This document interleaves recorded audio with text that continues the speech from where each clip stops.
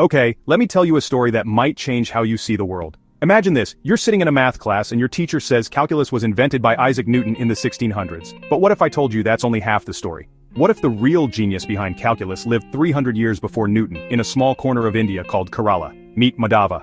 In the 1300s, while Europe was still figuring out basic arithmetic, Madhava and his students were solving problems that would stump mathematicians for centuries.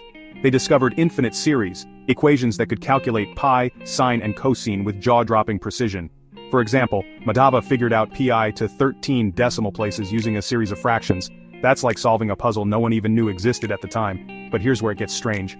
When European missionaries arrived in India centuries later, they found these incredible mathematical texts. Instead of celebrating this discovery, some Jesuit priests called it demonic and smuggled the knowledge back to Europe. Historians have found letters from the 1500s where these priests admitted they were stunned by what they saw. Yet when Newton and Leibniz invented calculus in the 1600s, there was no mention of Madhava. Coincidence? Maybe, but maybe not. Fast forward to today.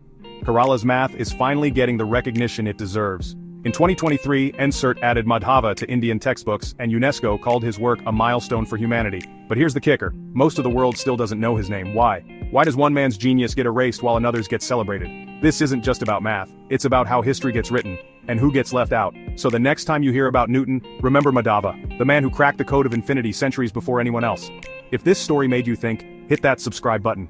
There's so much more to uncover, and I'd love for you to join me on this journey. Share this with someone who loves a good mystery. Let's make sure Madhava's legacy isn't forgotten again.